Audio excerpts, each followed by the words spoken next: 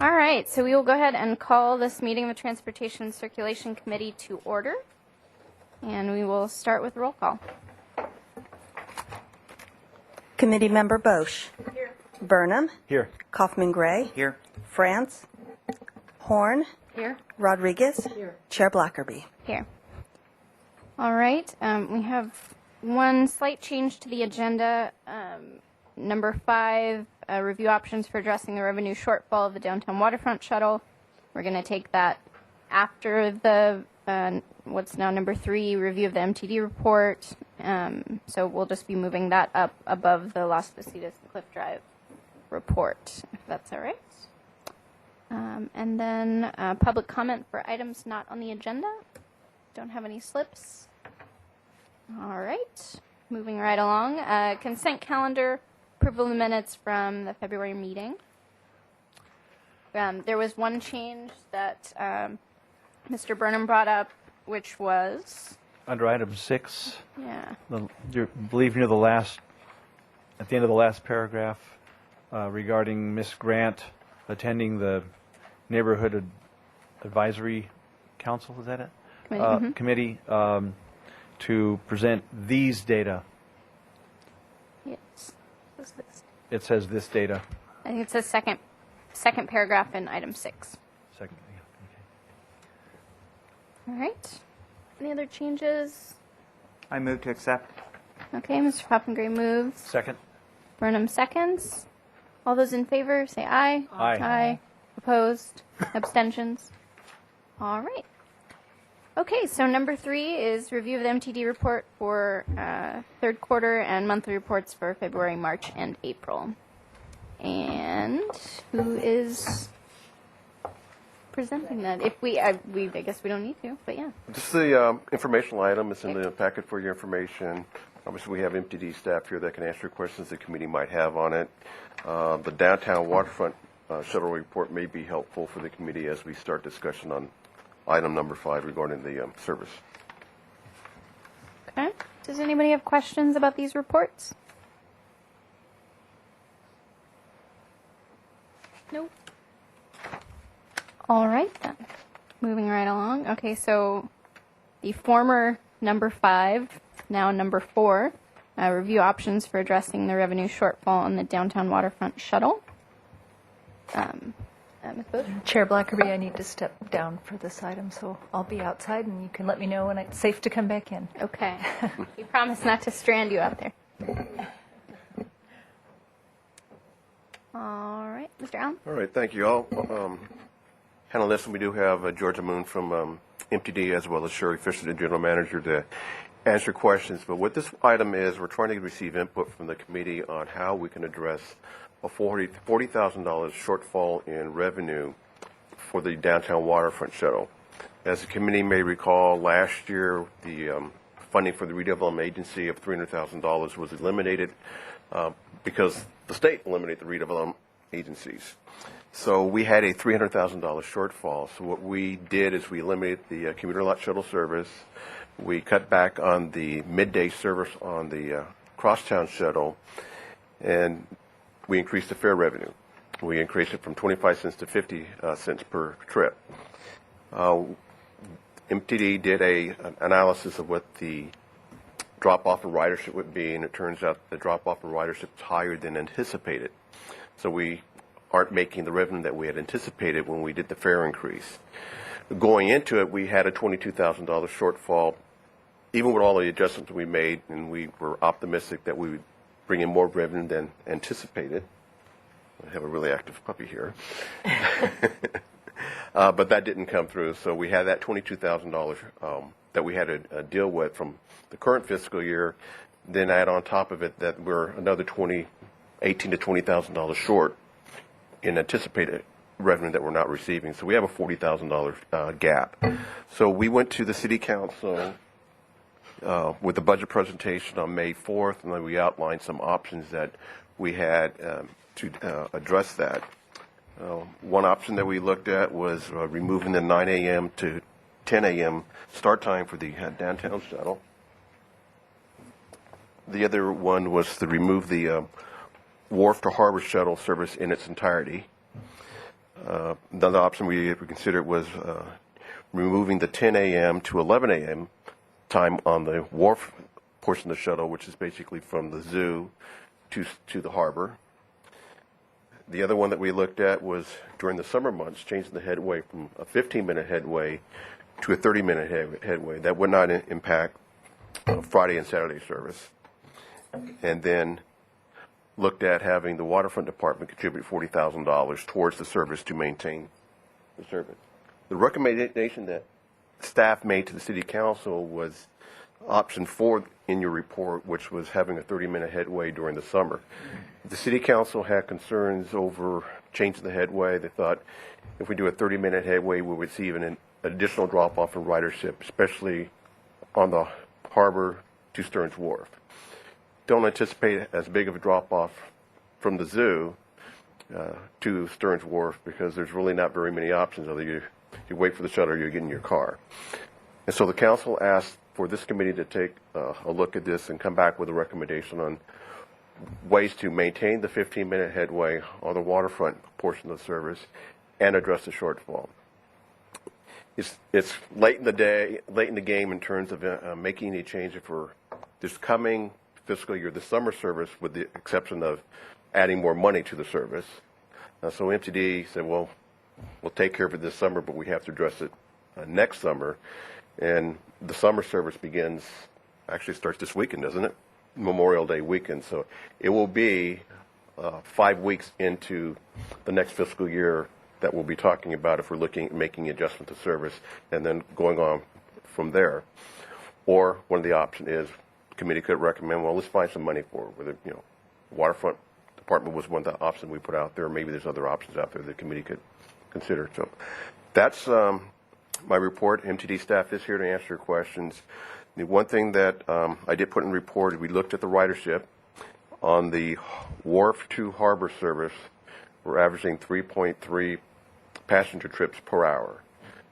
So it's a pretty low performing service because there are options. It's not that far of a walk from Stearns Wharf to the harbor. And then, frankly, it's worse than the service that we were experiencing on the Carrillo commuter lot when we limited that service. It was averaging roughly 10 trips per hour, but it was only a shorter period of time. So that's my report. Can answer questions, and the MTD staff is here to answer questions as well. Okay. So are there questions about the report?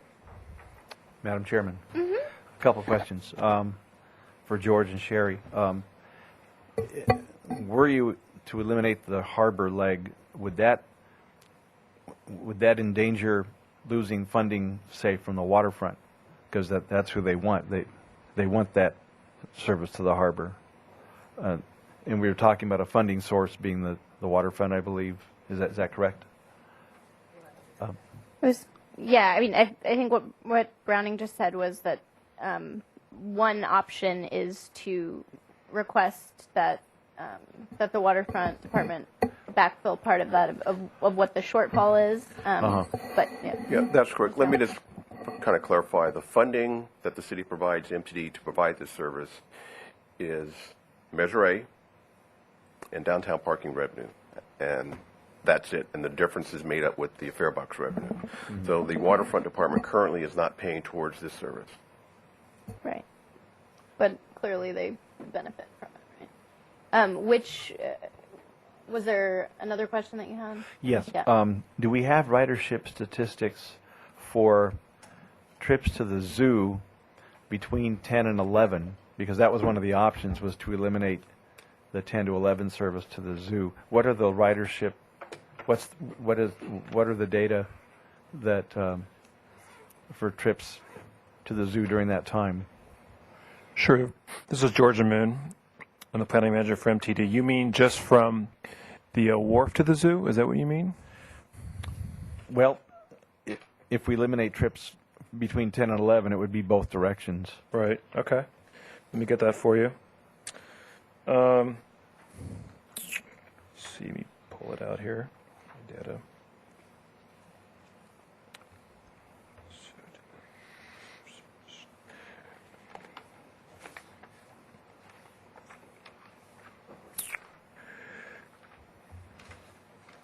Yeah, that's the entire waterfront, though. Just for the summer service alone, it's about 8.8 passengers per trip. And then year-round, it's about 8.0 passengers per trip, just for the service from the wharf to the zoo. So it's higher than it is for the wharf to the harbor. And that's It's an average per day. Oh, per day. Okay, but was there any breakdown between 10 and 11 or not? 10 and 11, yes, it's 7.7 persons per trip. Wow. And that's during the summertime. Okay. And during non-summer, it's 5.8 persons per trip. Still higher than the harbor Yeah. leg. Okay. Other questions? Come. Yeah, go ahead. Afraid of microphones. Hi. This term, I'm just unfamiliar with the terminology. Headway just means time between the time you can get on the shuttle? Each bus that comes through. Got it, yes. okay. And the 10 to 11 Waterfront shuttle, if you remove that, now, how many passengers is that? I'm having a hard time matching these things up. Sure, 10 to 11 for the waterfront, you said? Right. Just for the option- entire waterfront, or Well, for which one? the option is, number 3 is remove 10 to 11 for the Waterfront shuttle. Okay, that's So the how entire many- waterfront. And how many trips would we be eliminating if we did that? Let me see, year-round, it's about 5.7 persons per trip on average. Got it. And the wharf to harbor is the one above, and that's 3.3 passengers per trip. Is that correct? Yes, and that's year-round. Got it. So that's an average. Right. It's higher in the summer, lower in the winter, probably. Yes, Okay. not by much. It's a 3.4 during the summer and 3.1 during the winter service, so it's about the same. So averages Got it. out to about 3.3. Got it. Okay, thank you. Yeah, Ms. Horn? Madam Chair? Ms. Horn, did you have a Yeah, question? is this on or off? Okay. Now it's on. Okay. I'm just wondering on number 5, funding from the Waterfront Fund, is that a real option? That the Waterfront Fund would, whoever runs that would be willing to pay $40,000 to this cause? Well, the Waterfront Department was not supportive of the contribution, but ultimately it would be a city council decision whether or not to have waterfront monies going towards this service. Okay. I'd just like to say that the first 2 options look so much better to me than anything else on here, given that the city council is not interested in the 30-minute versus the 15-minute headways. Okay. Mr. Kaufman-Gray? Yeah, my question follows up with the Waterfront Fund. That you're talking about the Waterfront Enterprise Zone, is that correct? Just a second. Browning? Say that again. Is the Waterfront Zone the same thing as the downtown enterprise, the Waterfront Enterprise Zone? It is an enterprise fund, too. Okay. So how much is the Enterprise Zone currently paying for transportation issues? The Waterfront The Department, Waterfront Department's not paying any money towards any type of Okay, so none of the businesses are contributing for the shuttle service? That's correct. Okay. Well, I think 40,000 isn't very much out of their huge budget that they could help fund this service of bringing their customers back and forth between the harbor and the wharf, because it seems like that is a low amount, and it services most of the businesses down in that area. So I would be willing to go ahead and move towards item 5 and ask them to chip in to help provide the service of the Waterfront Shuttle.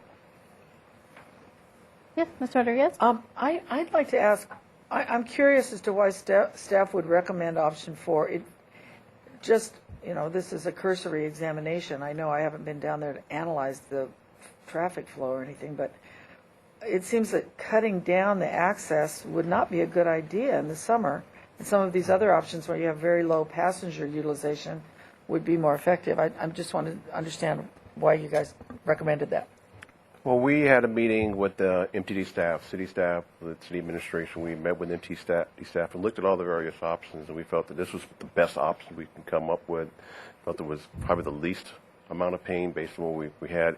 Could you say which one it is? I didn't get a copy of the report. So I don't know. Item for the option was change the headways from the 15-minute to 30-minute headway. Okay. We would still have the same service on the road in terms of having the start times remaining the same, still have the service from Stearns Wharf to the harbor. We would just change the headways. None of the options that we looked at in terms of changing service seemed something we really wanted to do. You know, we knew, hey, eliminating the wharf to the harbor might have some concerns with some of the harbor merchants because they want ways to get people to come to the harbor. But when you look at 3.3 trips per hour, you know, it doesn't make a lot of sense in terms of the financial and benefit of it. But we know there's some people who enjoy that type of service. You know, so we were kind of wrestling what was the better option, and we kind of landed on the change the headway. You know, we would monitor it over the year and see how it affects the service, primarily the service from the zoo to Stearns Wharf, to see if that had an adverse impact on that, where we would want to make adjustments the following year. That's that was with our process. Madam Chairman? Oh, yes, Mr. Brennan? 2 questions regarding option 5. If we went with option 5, would that possibly give those merchants down there incentive to encourage and attract more ridership? That's one question. And the second question, if we went with option 5, would this be an interim solution, something we would revisit next year for a more permanent solution? You know, that's a hard one to answer.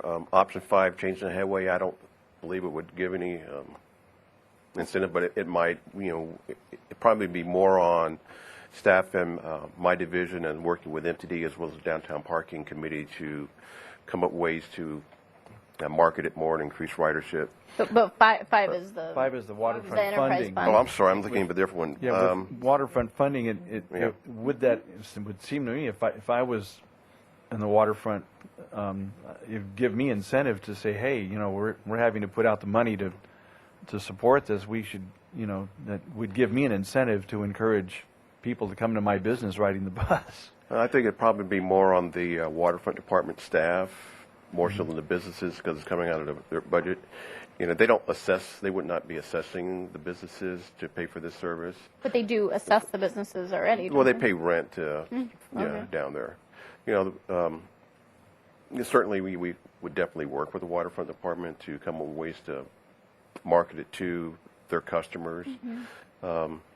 You know, one of the things that we're trying to do is increase ridership on the service on the downtown. Not so much between the Stearns Wharf and the freeway, but when you get further up State Street, you start seeing a drop off of ridership.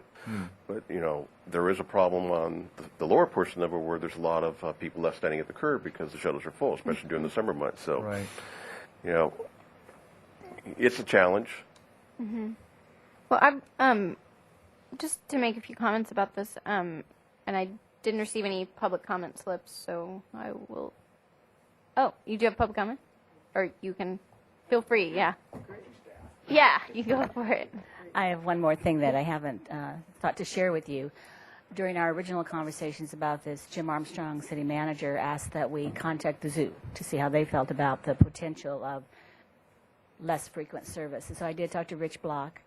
I don't want to speak for Rich, but if I'm paraphrasing, he said that although they would understand if it was necessary to reduce the level of service to the zoo, they would also offer to pump up the volume on encouraging riders, especially during this this time period when there's some changes happening at the zoo's bus stop, et cetera. So he wanted to express that they would do anything they could to work with everybody to encourage ridership. I just feel unfair if I didn't pass that on. Okay, great. Well, yeah, we would love for them to do that, no matter what happens with the service. But I would. Was that a motion that you made, Mr. Common Gray? Okay, because I would move that we would recommend option 5 back to City Council to work with the Waterfront Fund, the Enterprise Zone, to help to pick up that $40,000. I'll second that motion. okay, and what I was going to say is I definitely agree with that. I think it certainly behooves the waterfront to have this service be active. You know, it's something that definitely benefits them. It reduces parking congestion and all the bad stuff that comes with, traffic down there. I would say, if I were a harbor merchant, I'd be glad that the service was continued, and maybe that we can communicate to them if the city council does go with option 5, communicate to them that, if this service continues to not perform in this way and that leg, it might go away. And is that something that maybe they don't care, and then whatever, we can save a few bucks, or if it's something they'd like to fight to keep, because I don't know how much they know about what was proposed or what's going on with that, and they may care more about it if they know it might be taken away. So I'm definitely supportive of number 5. The city council said they wanted to hear from us what our thoughts were, and so definitely be supportive of the motion. Other comments? Does the committee want to consider another option if the council decides, we don't want to do that, or is that your option, only option you want to consider? As the motion maker, I think we should go just with option 5 and this is what we want them to negotiate with. Okay. I would say I'm pretty much always for not reducing service on any type of thing, on a commuter line, on a line that is used a lot by people visiting. I'm just not for it. That will always be my last option personally, and so that's where I'm with that. I still support the motion. I don't know if it can be conveyed to the city council that this is what we want, and obviously if they're gonna they ultimately have a decision on these other things. I don't know if adding a second, I know we've done that in motions this committee in the past, but I don't know that adding a second here, like our second favorite option, is necessary. Well, that's why I think we should just be strong on one option and let them know, if we're unanimous on it, that we want them to really negotiate with the waterfront district to help them kick in some money from their budget to support the service for all their businesses down there. Ms. Warren? I don't like the idea of asking the waterfront fund for money, because it's like dunning businesses kind of thing, and that I think there'll be pushback against that. Plus, I don't know that 3 customers in 1 hour in each day is, I don't even know if they're going to be customers for the waterfront. But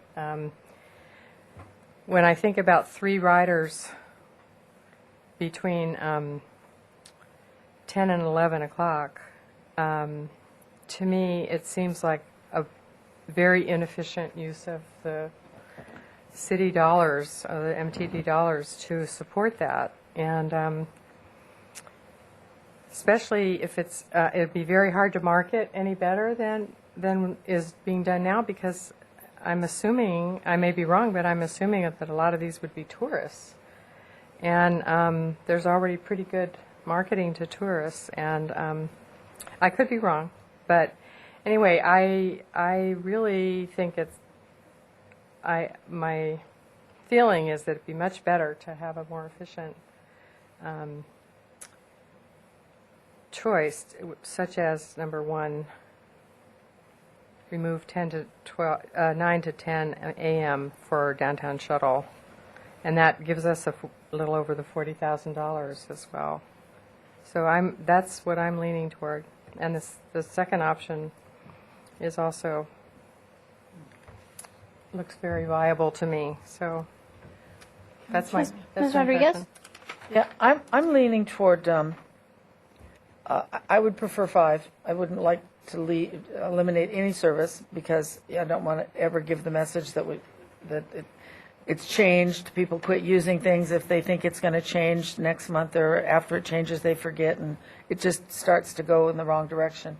But if we were to not be able to have 5, it looks to me from the document that you've given us that maybe just the 10 to 11 to the waterfront would be the least painful, because that, if I understand that, it's only 3.3 passengers during that 10 to 11 hour, and we'd only stop it for 1 hour. Or that was the harbor? It's actually, it's Number 5.7 passengers per hour for the 10 to 11 servers for the entire leg. It's 9 to 10, that is. So the The wharf to harbor is the 3.3. wharf to harbor, so. And that saves 6. But that's what's confusing. You're proposing removing that all day? All day. Yes, that would, it's basically, it's an underperforming leg of the service, so the one of the options was 3.3 passenger trips is $67,000 a year, what it's costing to provide that service for 3.3 passengers on an average per day. Is it really worth spending that money? That was one of the thoughts. So the problem we see with the service is really on the waterfront portion, not the State Street portion. So when we were taking a look at it, we really didn't want to make any adjustments to State Street. If anything, we want to put more shuttles on State Street, not take away service on State Street. So that we were focusing on the waterfront portion, whether it be from the harbor to Stearns Wharf or the entire length of the waterfront service. So I'd be comfortable with a secondary recommendation. I know Keith is talking about staying strong, but I would prefer 5, but maybe would accept 2 if as a potential option. Okay. Ms. Horn? Well, I was just going to say that Browning mentioned earlier that it's not that far of a walk from the wharf to the harbor, and it's not. It's very doable for a person, unless they're, have a walker or a wheelchair or, hip problems, or which, I can understand. But it's a pretty short trip for someone that wanted to do that. Assuming they know where it Yeah. is or that it's there. Yeah. Something. Okay. Other comments or questions on the motion? I just want a clarification. So number 1, you're talking about removing 9 to 10 for the whole downtown shuttle, including State Street. Is that correct? Is that what item 1 is? That's the only Yes. trip from 9 to 10. It's a half-hour service on State Street. Right. Right. Okay. So I definitely wouldn't agree for number 1. Right. Okay. Other comments? The motion currently is to. Actually, I have one more question, Mr. Allen. These options that have come to us, I know this went to City Council, and then they said, "Come talk to this committee." Was number 5 an option that they came up with, or all these options just came up with the staff to bring to us, or were they given any of these before? All these options were considered prior to our budget presentation. They were presented and discussed with the City Council. The recommendation was option 4, changing the headway. And the City Council requested staff come talk to you, this committee, for this committee to make a recommendation of the 5 options that we had come up with and discussed with the City Council. And so, was that a unanimous vote? It was direction. I don't think they didn't vote on it. It was a direction. Oh, I see. Right. Okay. Okay. Madam Mr. Berman? Chairman, I wanted to ask Mr. Kaufman, are you sticking with your motion solely for number 5, or would you consider amending it to add these some other options as secondary choices? I would just like to have a vote to see if it passes at first as stands, and then if that doesn't work, then we can Okay. figure out other options. Okay. Okay. So, to the motion, on the motion then, which is to recommend to City Council the option number 5, which is to seek funding from the Waterfront Fund to maintain the current level of service. All those in favor say aye. Aye. Aye. Opposed? Opposed. One opposition. No abstentions. Okay, so the motion carries. Are there any other motions on this item? Nope. All right. So that's our recommendation to Ms. Rodriguez? I don't know if we need a motion, but I'd like the message to go back that, well, I'm not thrilled with 4, even though that was the staff recommendation. I don't know how other people feel, so maybe we could take a poll of ourselves Council wasn't either, so. and give a sense of the committee instead of a motion. I don't know how you do that. I don't either. Because I think they would benefit from our discussion. You know, I mean, just the motion does send a strong message, but I think they would also benefit from how we prioritized the options. Well, help me out, because I have to, write the staff report. Right. But I heard committee members, one saying, hey, well, maybe one option was eliminate the 10-11 service on the waterfront. Another one, hey, $40,000 or eliminate the service from Stearns Wharf to Harbor because, because if you want it, pay for it, kind of scenario. So kind of get more of a consensus from the committee if asked. If they don't do the 40, then what is it?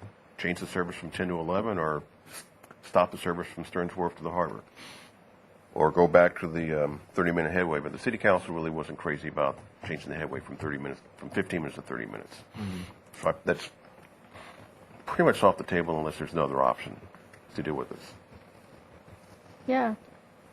They all kind of sound like bad options. Yeah, that's the problem we had. Yeah, that's the biggest problem. None of the options that we looked at, other than finding additional funding, was optimal. Because we're affecting service to the customers. And we do see increase in ridership during the summer months because we have tourists coming in. But MTD did do a survey last year, and the ridership is about 50-50 local, 50 tourists. So it's pretty balanced. So it's not. I hear people all the time saying, "Well, the shuttle's just for tourists." Well, no, it's not. We have a lot of locals that use the shuttle as well. Yeah. Do we have any intelligence on as far as employees who work on the waterfront or work on any of the hotels along Cabrillo that might take that to work?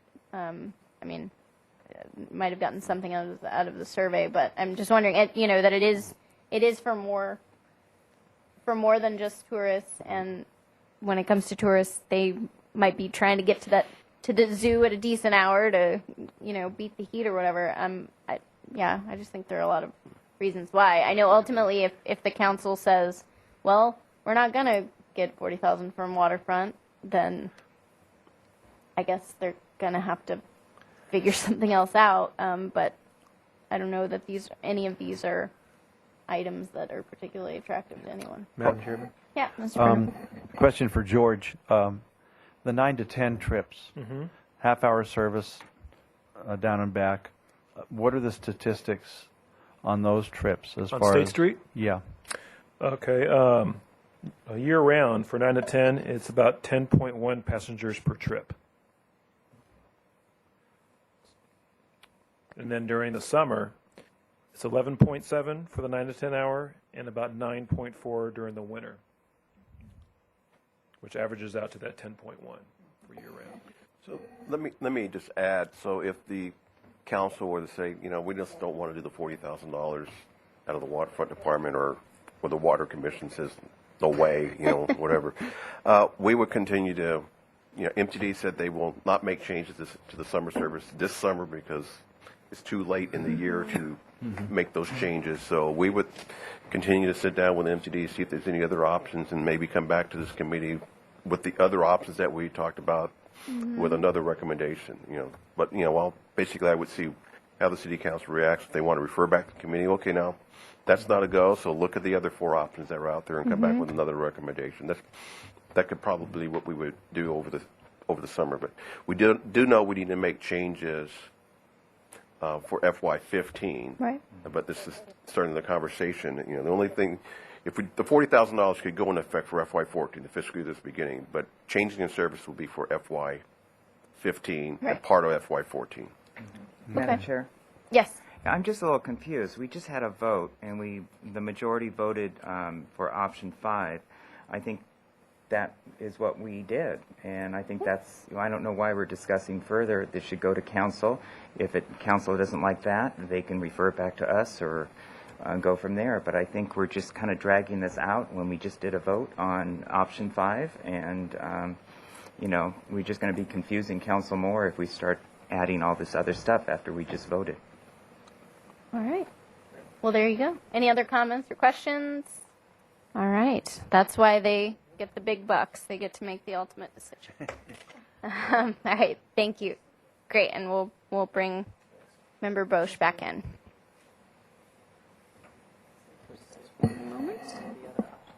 Oh, yeah. None of them are optional. All right. Thank you Appreciate so that. much. All right. So the next item is update on Las Positas and Cliff Drive. Ashley Shu, one of our project engineers, will present this, Great. and I'm going to go check out.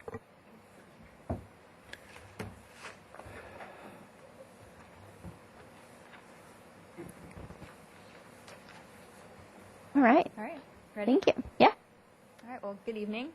As Browning said, my name is Ashley Shu. I'm a project engineer with the city's engineering division, and I'm here tonight to present to you an update on the Las Positas and Cliff intersection improvements project. As you'll recall, back in November of last year, staff presented to the committee 3 alternatives for making improvements to the Cliff Drive Las Positas intersection to improve operations at the intersection, particularly during the AM and PM peak hours. The 3 alternatives that were presented included an always stop with 2 southbound left turn lanes, a traffic signal with 2 southbound left turn lanes, and a single lane roundabout.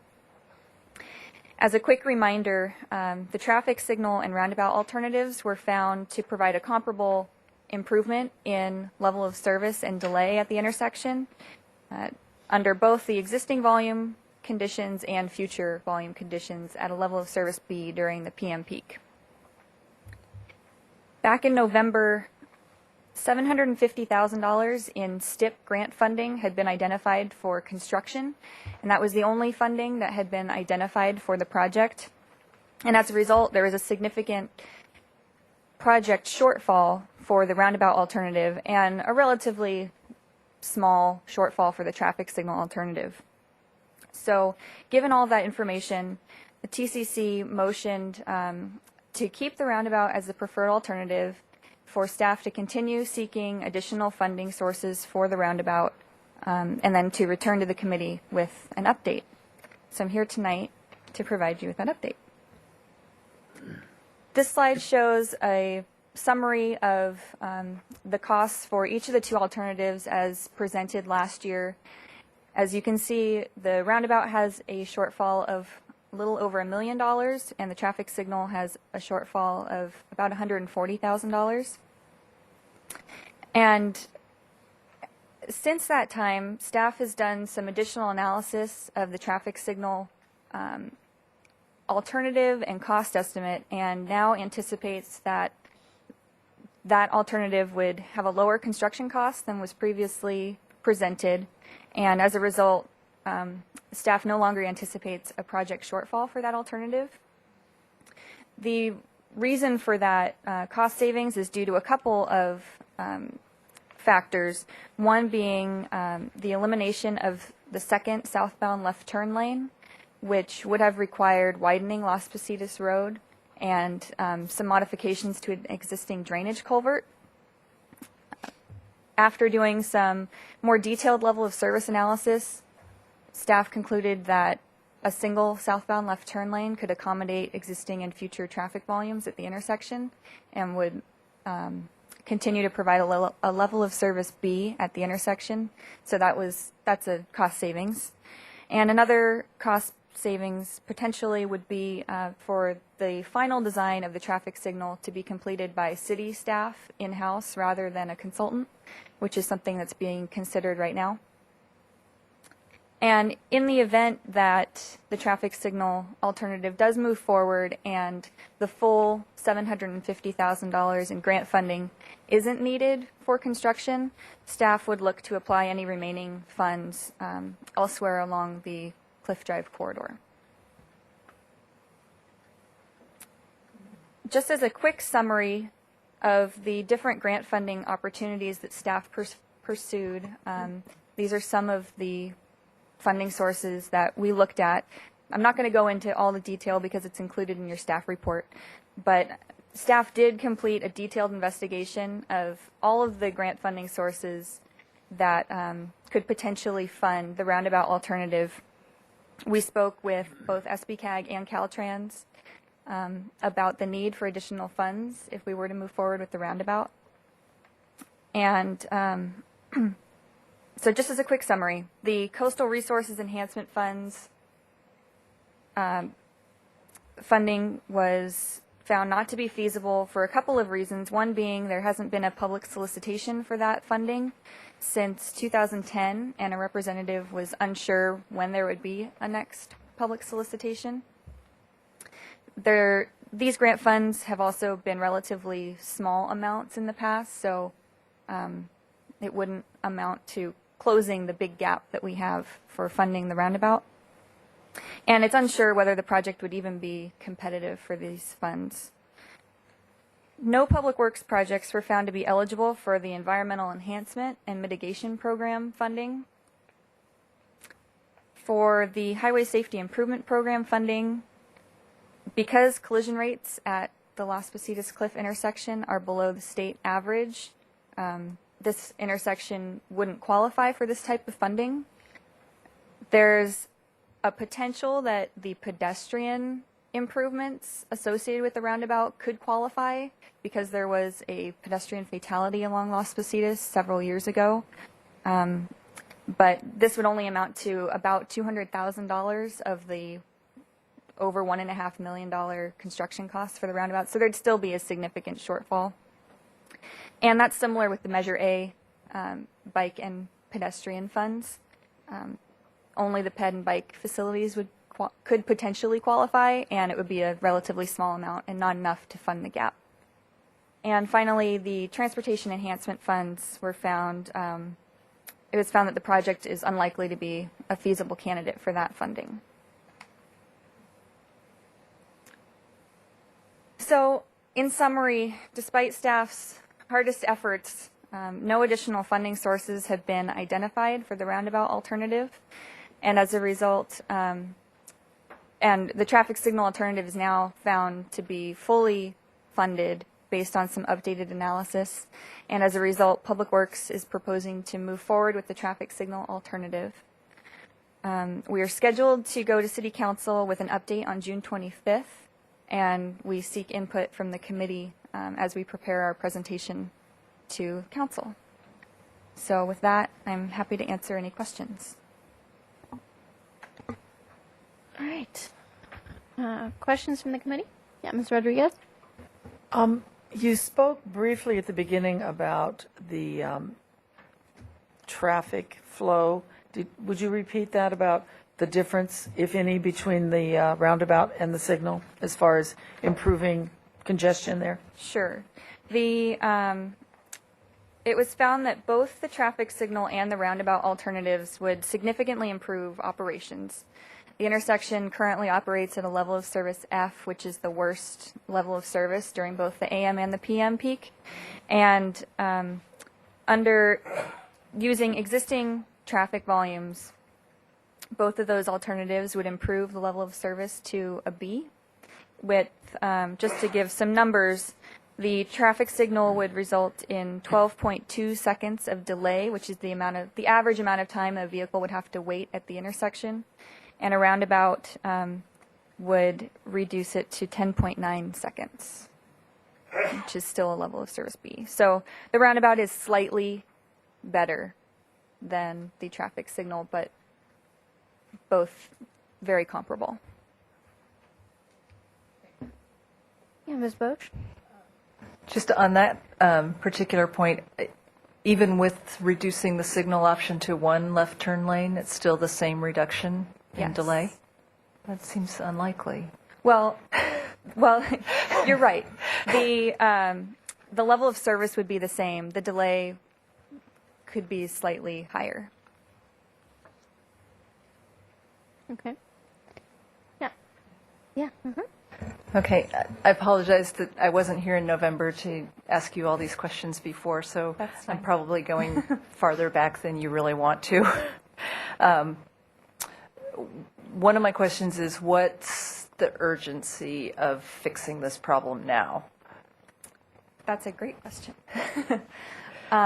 This project has been in the works for many, many years. The original project study report was done in 2001, and at that time, the $750,000 was identified for construction funding, and at that time, $750,000 was full funding. Because of several delays, one being the ongoing negotiations of the Highway 225 relinquishment, the project was put on hold. There was also, the state didn't have the funding available, so it's been pushed out multiple years. It's currently programmed for fiscal year 15-16 for construction. So that is a good question, and we could potentially ask for an extension on the funding. I don't know for certain whether that would be granted or if the state even has the funding available yet for it. So that is something that we could ask of SBCAG and Caltrans. Okay, I guess where I was going with that was, I'm drawing a blank here. Would it make sense, as just another option, to go with the two left turn lanes and no signal to save money, just do the inexpensive kind of semi-fix for now, while we save money for the preferred alternative, which was the roundabout, and eventually do that in another 5 years or something? That's a great question, too. One of the issues with that is that alternative wouldn't be eligible for the STIP funding because it wouldn't improve the level of service to an acceptable level, even though it would make a noticeable difference out at the intersection. So we wouldn't have any funding identified for that.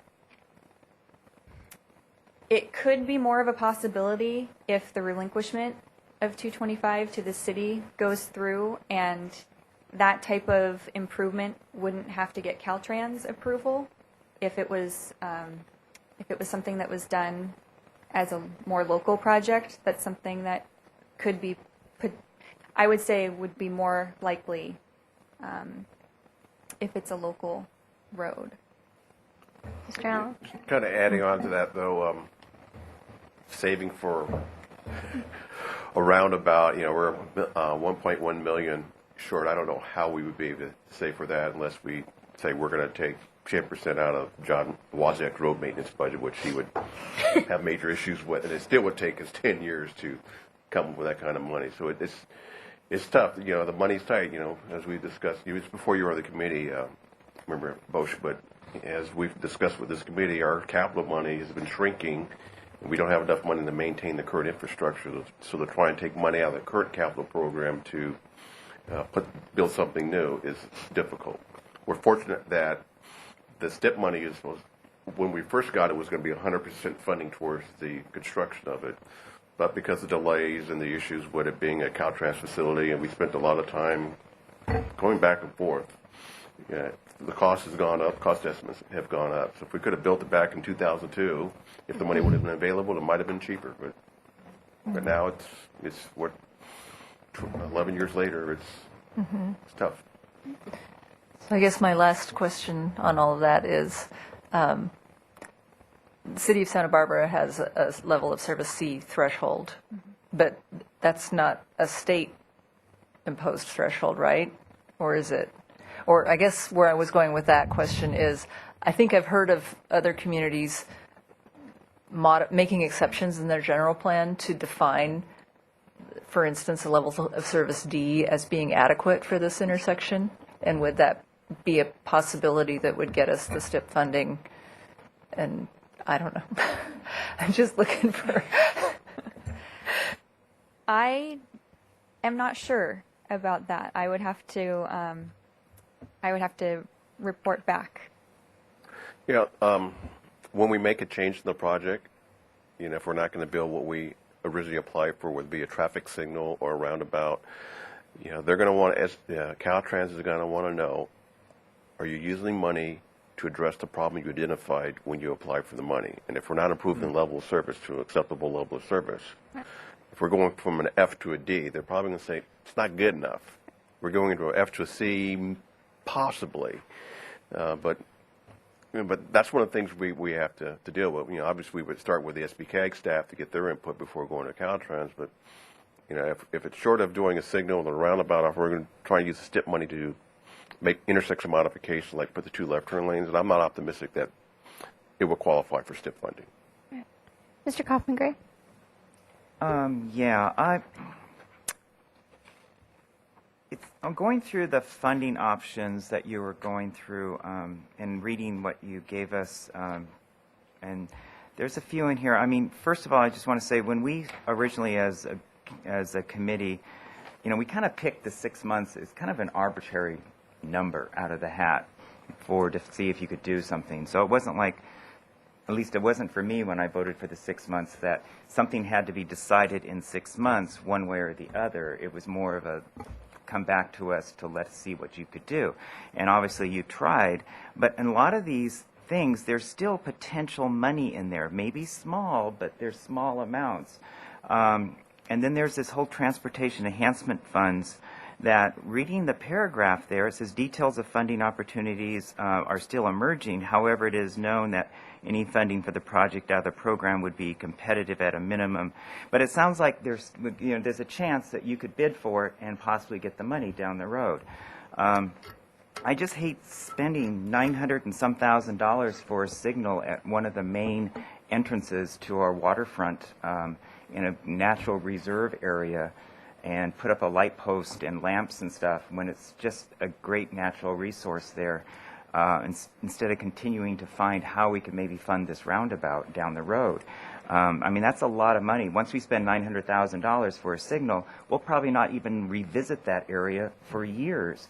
Whereas if we wait and really see if we can find that funding to get what we really want, especially with the relinquishment of the 222 from I believe City Council just voted on it this Tuesday, that they're going forward with that. I just hate seeing us jump in and saying, let's put a signal there. And, that area is just, it's an environmental treasure that we have in Santa Barbara. There's open space there.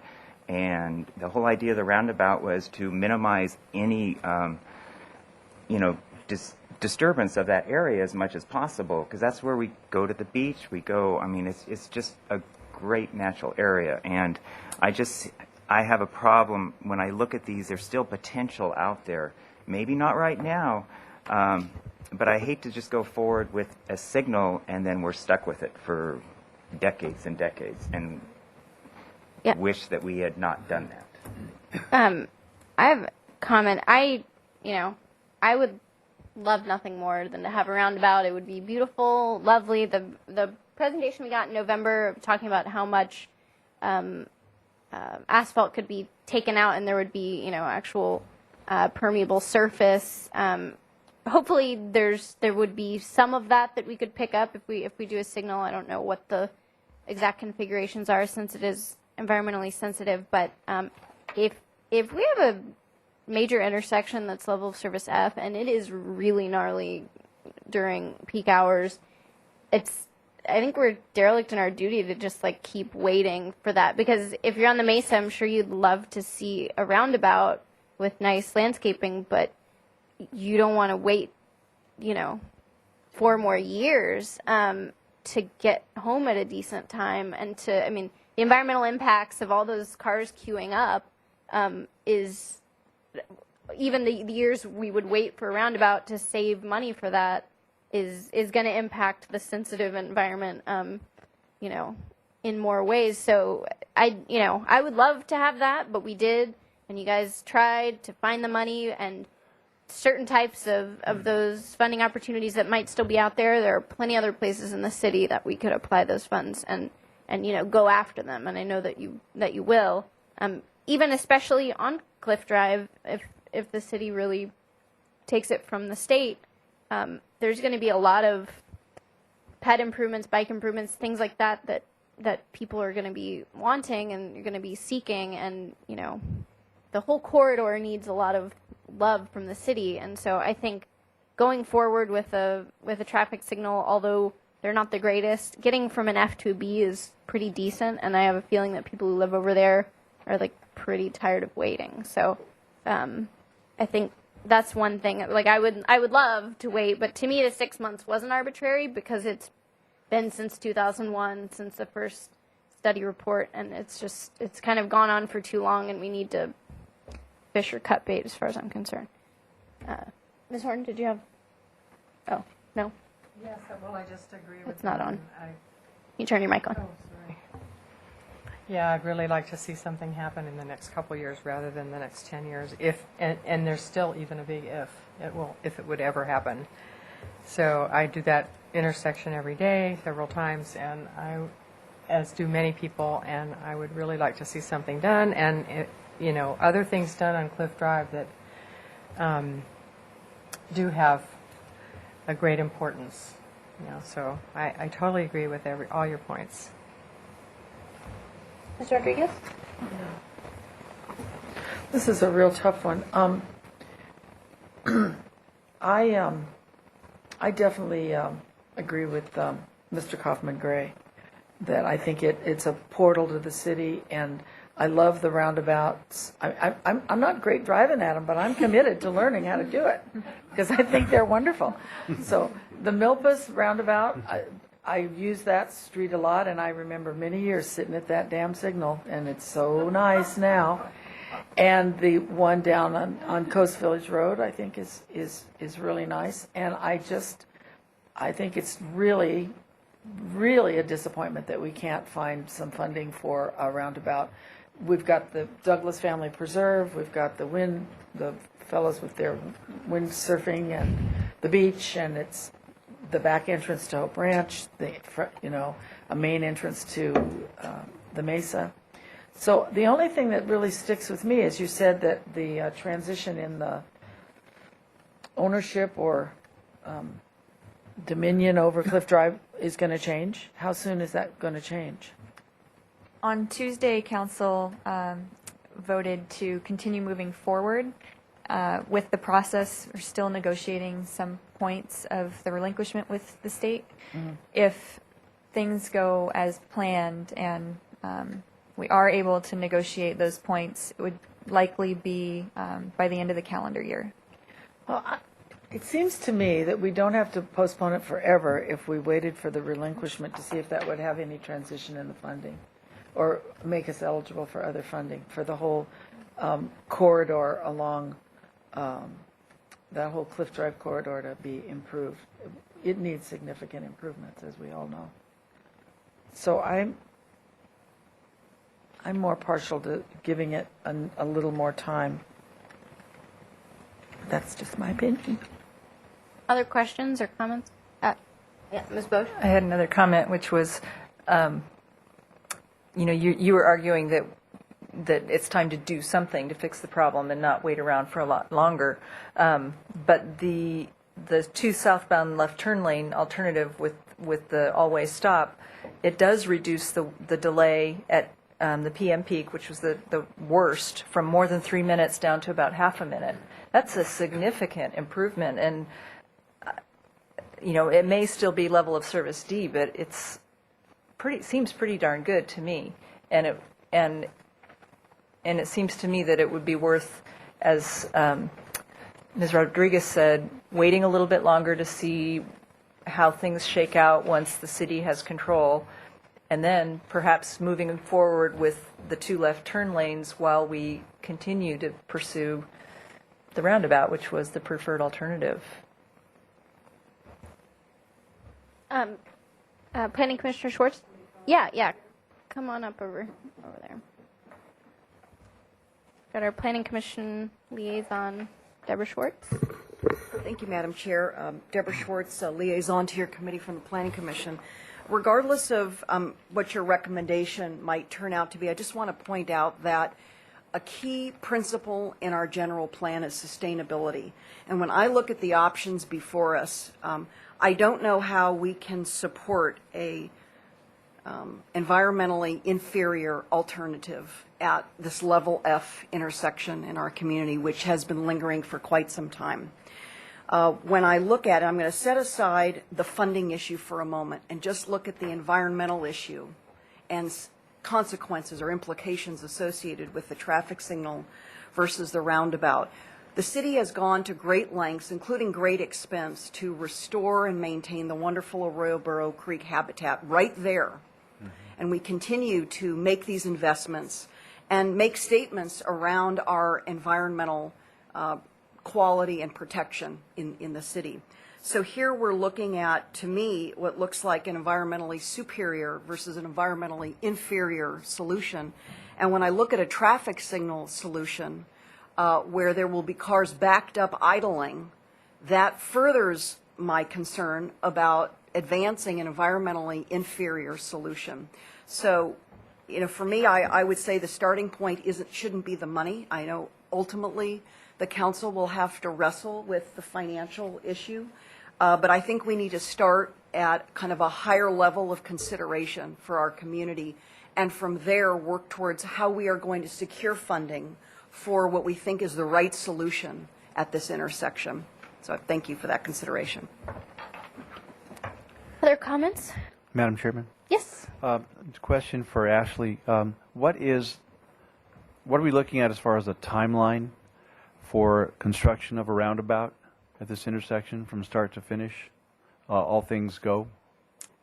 The duration of the construction? Yeah. We're estimating most likely 6 to 9 months, possibly more, in order to keep traffic open throughout the entire construction period.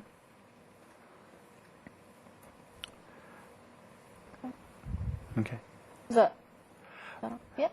It seems a little lengthy. I don't know the details of the construction of a roundabout as far as traffic flow and how you interface that with the construction process. The phasing of constructing a roundabout can be relatively complicated in order to maintain traffic flow through the intersection while they're constructing. But that is just an estimate right now. So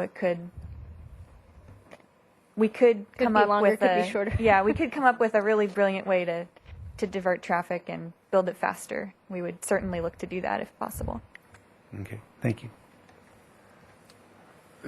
Other questions, comments on this? So the item that we're on is to receive a status report and provide input. It doesn't necessarily say give a recommendation on an alternative. I don't know if that was the intent. We're certainly giving input, and I have a motion I could make, but I have a feeling it wouldn't be supported. Tell us what you're looking for. Well, Mr. Allen. the whole idea, the committee asked us to come back and report to the committee what our research was in terms of finding grant funding. So that's what we're doing. So with the staff's recommendation and moving forward with a traffic signal.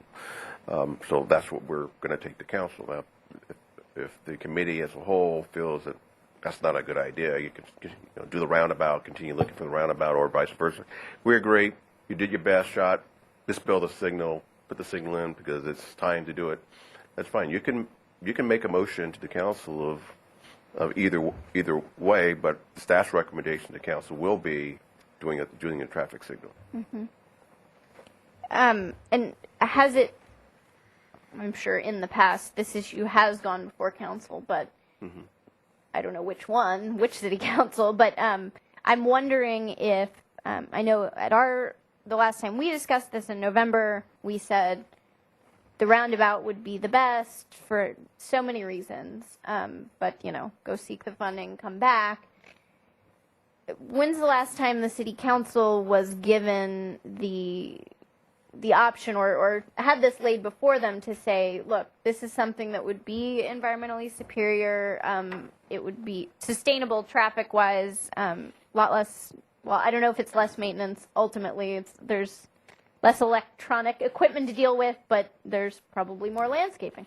Trade-off. Yeah, it's a trade-off. So those things, I just wonder if that has been laid before the council to make the decision, to give them the option to,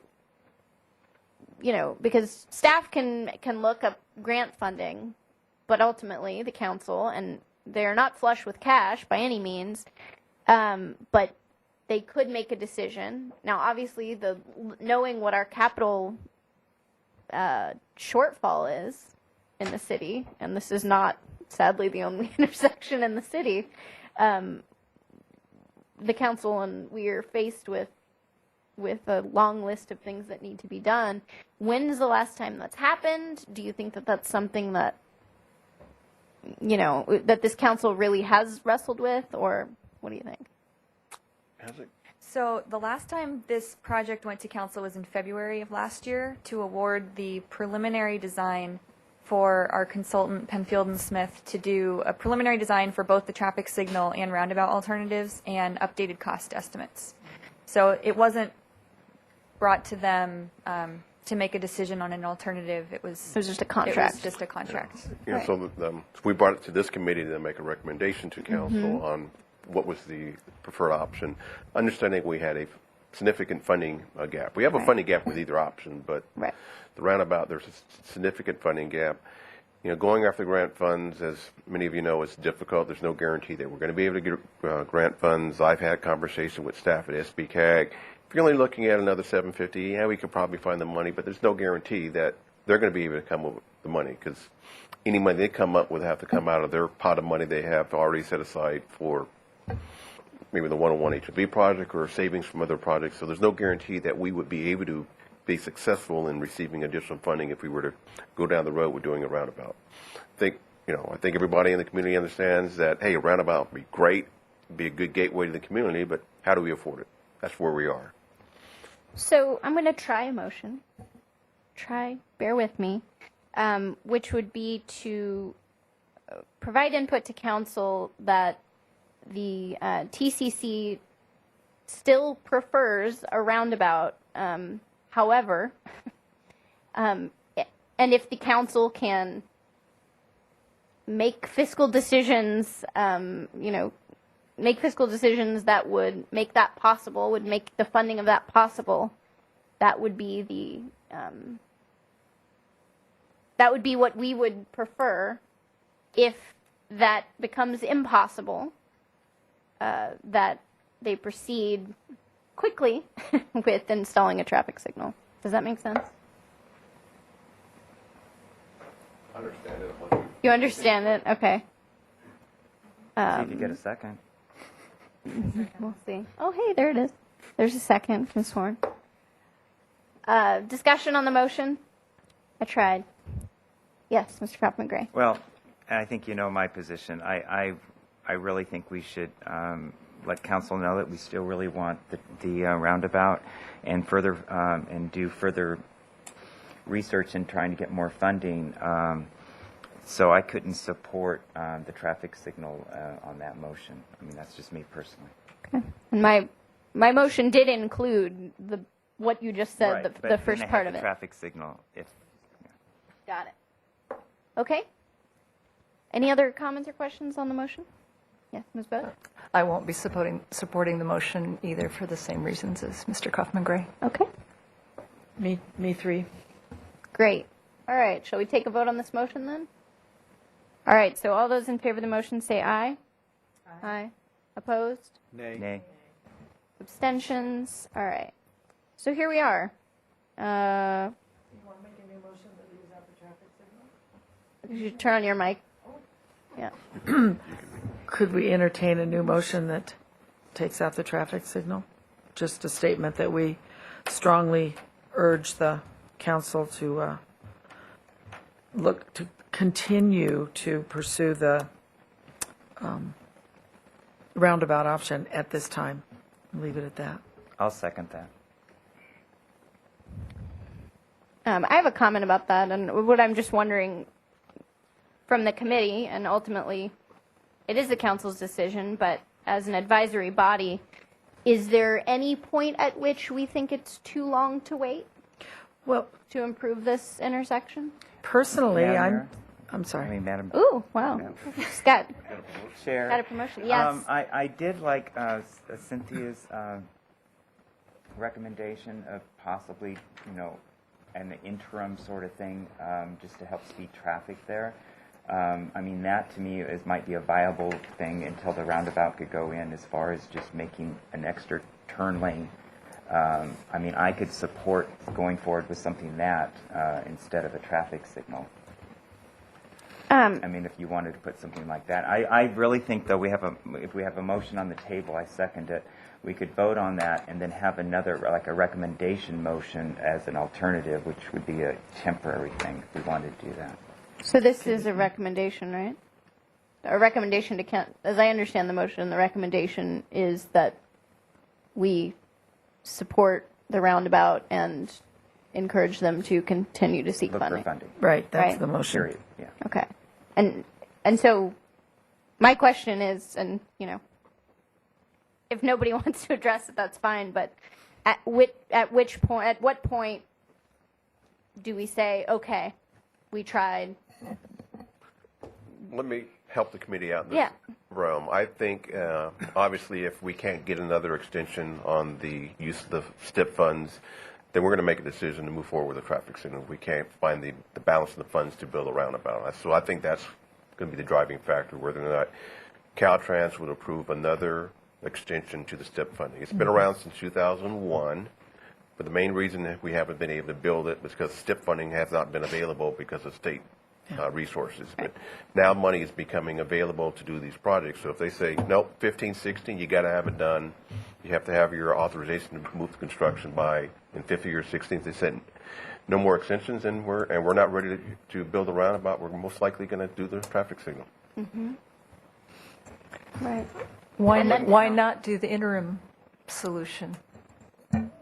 Well, just looking at the cost estimates, I would have a hard time recommending to my boss, working with engineering staff, to spend $300,000 or $400,000 on an interim solution, where we could, and that would be city money. If we're going to do that, apply that money going towards, the ultimate project. So this seems like not a good use of funds, for an interim project that's really not giving that big of a level of service benefit. When we first started exploring that, we were kind of stuck in the spin cycle and dealing with the roundabout report that we were required to submit with Caltrans until the relinquishment started moving more in a positive realm. We were in that mode, but now that it's looking really apparent that this is going to become a city street, we don't have to do the Caltrans process. We're doing it under city standards. So that's why we were looking at the left turn with the all-way stop. But it just seems like not a really good use of funds if it's only going to be a short-term solution, especially when we don't have enough money to do the things we want to do. And if we're going to eventually take over 225, that could be money we could spend other places on 225.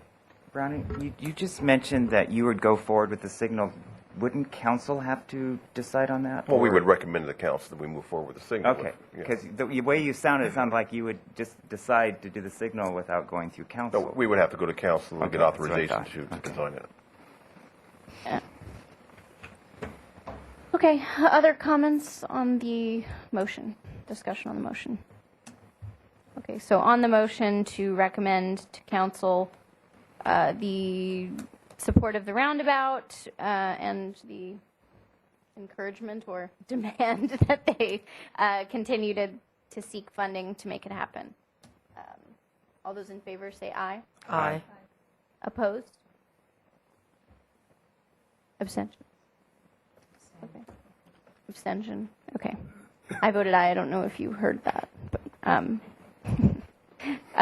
okay. So there we go. Thank you. Okay, thank you. Thank you. Thank you. All right.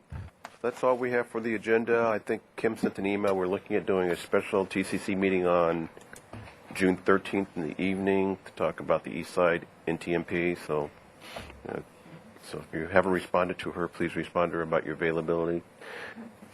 As well as we want to try and do a special meeting in the morning with the Downtown Parking Committee. So right now, I think we only have 2 or 3 confirmed for. Because I was a little confused. So they're both on the 13th, Yes. right? The 7:30 a.m. and then the 6 p.m. That's why we said, I know it might Okay. be difficult for you guys to come out basically twice for meetings, but so if there's any way you can make 2 meetings, that'd be great. We want to get both the items that we want to talk to the committee out of the way. Right. So please let Kim know what your availability is. Thank you. Okay. All right. A motion to adjourn would be in order. So moved. Second. All right. Meeting's adjourned.